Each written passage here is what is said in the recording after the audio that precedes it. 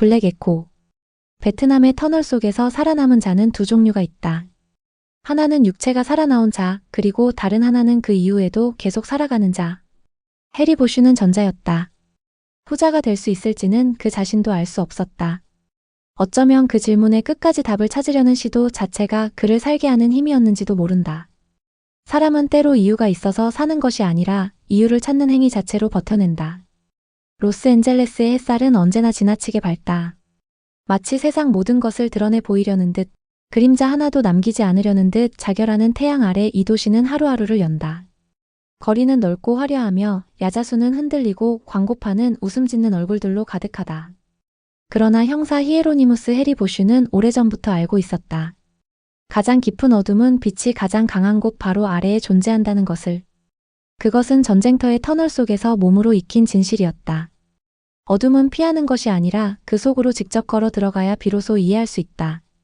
그리고 보슈는 그것을 직업으로 삼은 사람이었다. 아니, 직업이라는 말은 너무 가볍다. 그것은 그의 존재 방식이었다. 헐리우드 분석 강력계 형사로 일한 지 여러 해가 지났지만 보슈는 여전히 이 도시의 이면에 익숙해지지 않았다. 익숙해지지 않으려 했다는 것이 더 정확한 표현일지도 모른다. 로스앤젤레스는 사람을 무감각하게 만드는 재주가 있었다. 폭력이 반복되고 죽음이 쌓이면 어느 순간 그것들이 그저 숫자처럼 보이기 시작한다. 그 무감각은 형사에게 일종의 직업병이었다. 보슈는 그 병에 걸리지 않으려고 매번 의식적으로 싸웠다. 그의 까다로운 성격, 상관과의 잦은 마찰, 규칙을 비틀어서라도 진실에 다가가려는 집착. 그것들은 모두 그 싸움의 흔적이었다. 1991년 5월의 어느 이른 아침 보슈는 또 하나의 평범한 하루를 맞이할 준비를 하고 있었다. 로스앤젤레스의 아침은 늘 분주하다. 전날 밤의 흔적들, 폭력과 과잉과 욕망이 남긴 잔해들을 치우며 도시는 다시 화려한 얼굴로 하루를 연다. 보슈는 그 뒷면을 보는 사람들 중 하나였다. 그날 아침도 커피 한 잔을 손에 들고 서류를 넘기고 있었다. 하지만 그날 걸려온 전화 한 통이 그의 하루를, 나아가 그의 전체를 뒤바꿔 놓으리라고는 예상하지 못했다. 머롤랜드 댐 근처 배수 파이프 안에서 시신이 발견되었다는 신고였다. 신원 미상의 백인 남성 약물 과다 복용으로 추정되는 상태. 겉보기엔 그저 또 하나의 로스앤젤레스식 비극처럼 보였다. 이 도시에서 그런 죽음은 드라마가 아니라 통계였다. 형사들은 지쳐 있었고 서류는 쌓여 있었으며 더 시급한 사건들이 언제나 기다리고 있었다. 현장에 나가는 것 자체가 귀찮은 일처럼 여겨지는 분위기였다. 그러나 보슈는 현장에 나갔다. 그것이 그의 방식이었다. 직접 눈으로 확인하기 전까지는 아무것도 단정하지 않는다. 현장에 도착해 파이프 안쪽을 들여다보는 순간 보슈의 손에서 커피컵이 떨어질 뻔했다. 빌리 맥케일이었다. 베트남에서 함께 터널을 기었던 동료. 구찌의 지하 미로 속에서 어깨를 맞대고 살아남았던 전우.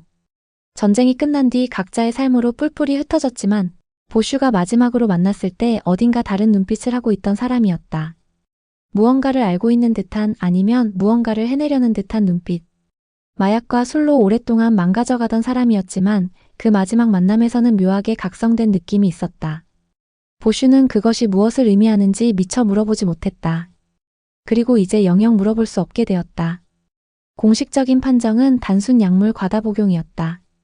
별다른 외상도 없었고 주변에는 헤로인 주사기와 은박지가 흩어져 있었다. 동료 형사들은 어깨를 으쓱하며 서류를 닫으려 했다. 로스앤젤레스에서 노숙자 마약 중독자의 죽음은 슬프지만 흔한 일이었다. 더 중요한 사건들이 기다리고 있었다. 수사 자원을 여기에 쏟는 것은 낭비라는 분위기가 현장에 흘렀다. 누구도 파고들 이유를 찾지 못했고 찾으려 하지도 않았다. 하지만 보슈는 닫을 수 없었다. 무언가가 틀렸다. 그것은 형사로서의 직관이기도 했지만 그보다 더 깊은 곳에서 오는 감각이었다. 전쟁에서 함께 살아남은 자들 사이에는 언어로 설명할 수 없는 연결이 있다. 같은 흙을 기었고 같은 어둠을 마셨고 같은 죽음의 냄새를 맡았던 자들. 그 연결은 전우애라는 거창한 말보다 훨씬 원초적인 것이었다. 살아남았다는 사실 자체가 만들어내는 빛.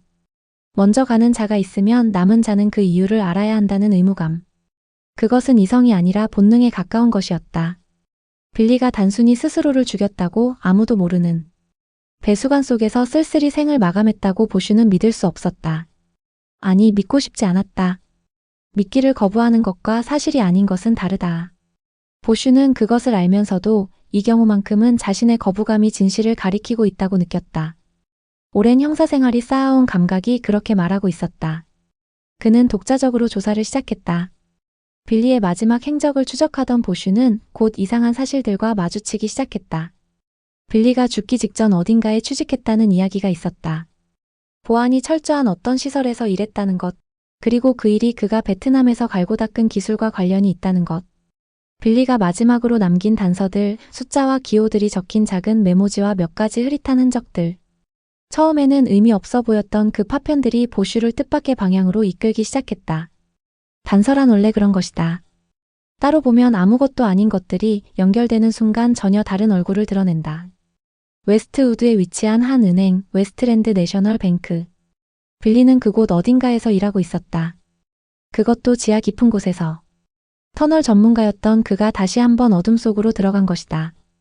보슈는 그 사실 하나가 가슴 한편에 무겁게 눌리는 것을 느꼈다. 전쟁이 끝나도 터널은 끝나지 않았다.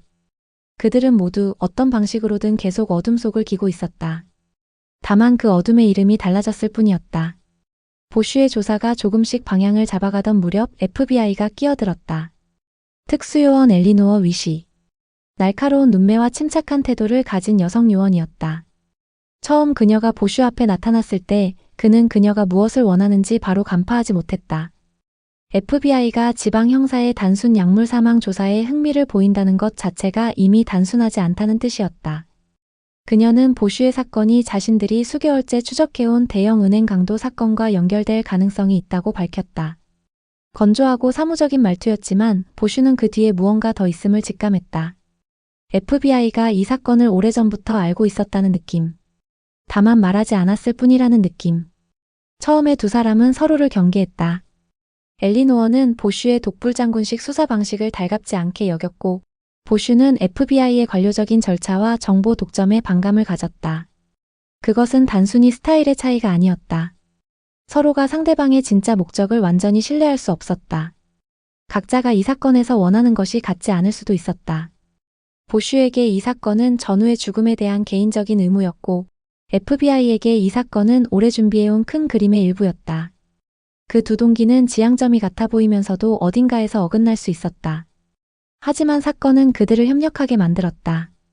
아니, 사건의 복잡성이 그들에게 협력 외의 선택지를 주지 않았다.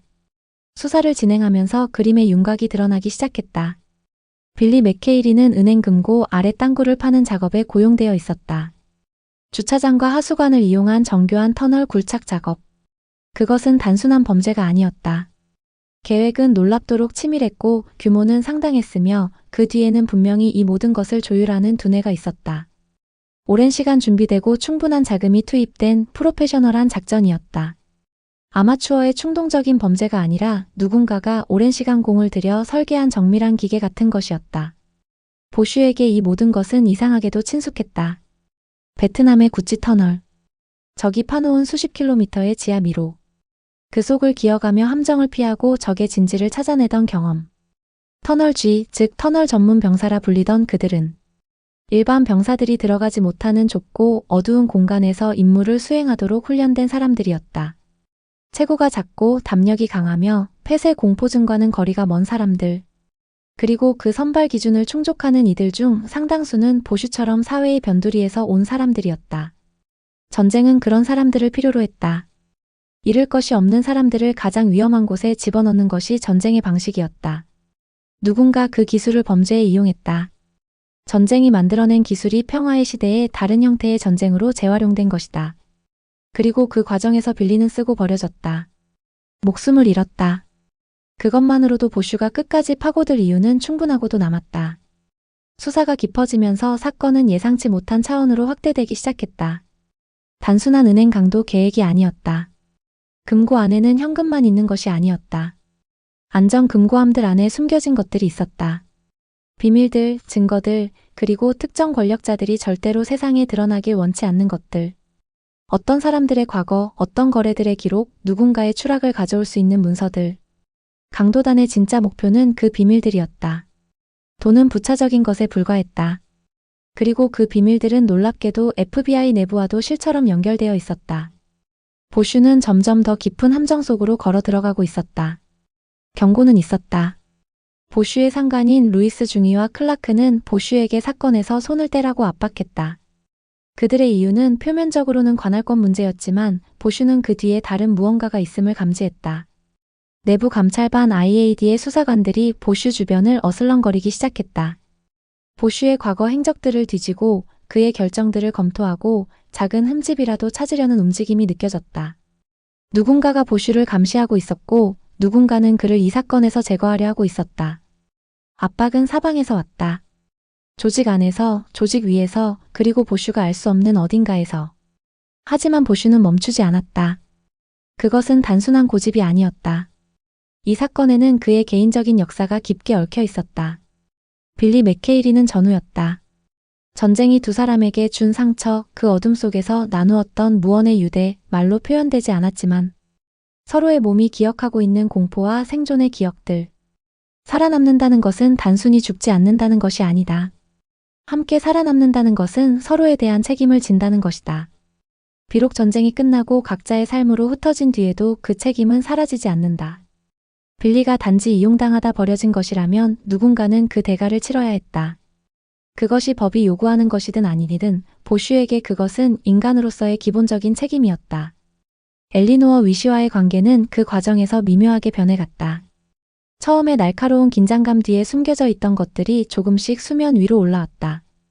두 사람은 각자의 방식으로 깊은 상처를 안고 있었다.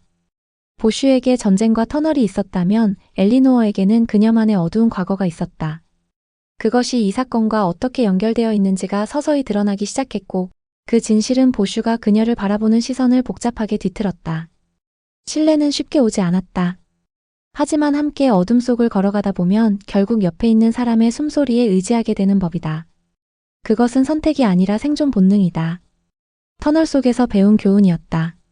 강도 사건의 실행일이 다가오면서 긴장감은 극에 달했다. 보슈와 위시는 은행 아래 파진 터널의 존재를 확인했고 강도단이 이미 움직이기 시작했음을 직감했다. FBI와 LAPD 사이의 관할권, 다툼, 정보 공유의 벽, 그리고 내부 배신자의 그림자. 보슈는 모든 것이 뒤엉킨 상황 속에서 자신이 믿을 수 있는 것이 무엇인지 끊임없이 되물어야 했다. 조직이 자신을 보호해주지 않는다는 것을 보슈는 이미 오래전에 깨달았다. 규칙이 언제나 옳은 것을 가리키지 않는다는 것도. 하지만 그렇다고 규칙을 버리면 자신이 쫓는 자들과 무엇이 다른가?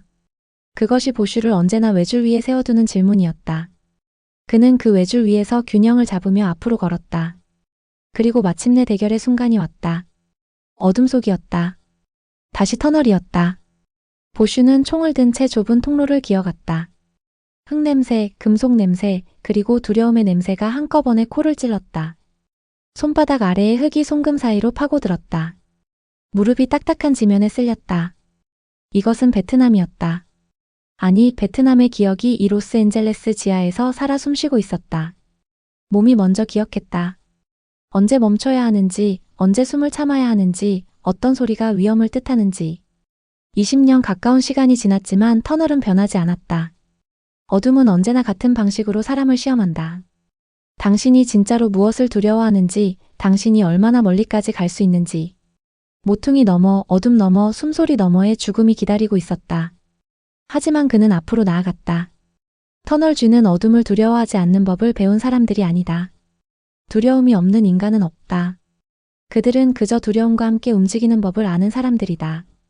두려움을 연료로 삼아 심장이 터질 것 같은 순간에도 손과 발을 앞으로 내미는 사람들. 보슈는 그런 사람이었다. 그리고 이 터널의 끝에는 빌리의 진실이 있었다. 강도단과의 충돌은 피할 수 없었다. 총성이 터졌고 좁은 공간 속에서 혼란이 벌어졌다. 어둠 속에서 불꽃이 튀었다. 누군가 소리를 질렀고 누군가는 영원히 침묵했다. 먼지와 화약 냄새가 뒤섞였다. 시간이 이상하게 늘어지고 압축되었다. 터널 속에서는 항상 그랬다. 1초가 1분처럼 느껴지고 1분이 순식간에 지나간다. 그 모든 것이 지나간 후 진실이 마침내 완전한 모습으로 드러났다. 사건의 배후, 내부 배신자의 정체, 그리고 빌리 맥케이리를 죽음으로 몰아넣은 자. 오랫동안 보이지 않았던 퍼즐 조각들이 하나씩 자리를 찾아가기 시작했다. 그러나 진실이 항상 승리를 의미하지는 않는다. 사건은 해결되었다. 하지만 보슈가 그 끝에서 얻은 것이 무엇인지는 명확하지 않았다. 빌리는 이미 죽었고 되돌아오지 않았다. 엘리노어의 진실은 보슈가 감당하기 벅찬 무게를 가지고 있었으며 그것은 두 사람 사이에 쌓이기 시작한 것들을 한순간에 복잡하게 만들었다. 조직 내에서 보슈의 위치는 여전히 모래 위에 세운 집처럼 흔들리고 있었다. 정의가 구현되었다고 말할 수 있을까? 나쁜 자들은 처벌받았고 진실은 드러났다. 하지만 그 과정에서 잃어버린 것들, 돌이킬 수 없는 것들도 있었다. 이기고 나서도 이겼다는 느낌이 오지 않는 싸움들이 있다. 보슈는 그런 싸움들을 너무 많이 알고 있었다. 해가 떨어지고 헐리우드 힐스 위로 어둠이 내려앉았다. 보슈는 혼자 언덕 위 집으로 돌아갔다.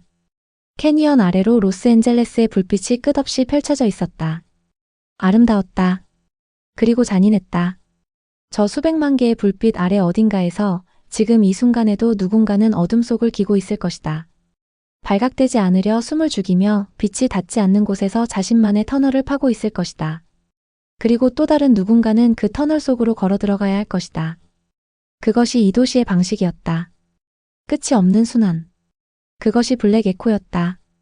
어둠이 만들어내는 메아리. 터널 속에서 들려오는 출처를 알 수 없는 소리. 그것이 적인지 아군인지 살아있는 것인지 죽어있는 것인지 아니면 그저 자신의 두려움이 만들어낸 환청인지 알 수 없는 소리. 베트남의 터널 전문 병사들은 그 소리를 블랙 에코라고 불렀다. 어둠이 내뱉는 자신의 목소리. 자신이 만들어낸 소리가 어둠 속을 돌아다녀 다시 자신에게로 돌아오는 것. 메아리는 자기 자신에게 돌아온다.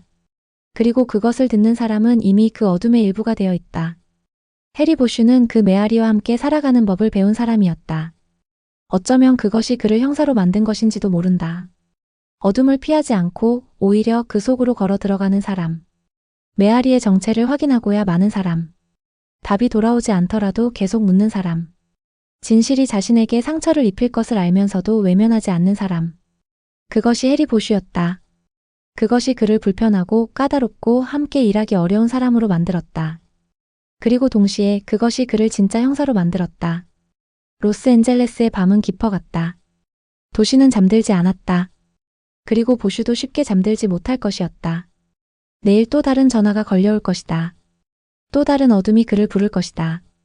그는 또 걸어 들어갈 것이다. 그것이 그의 방식이었다. 블랙 에코는 언제나 그를 기다리고 있었다. 그리고 그는 언제나 그 소리를 향해 걸어갔다.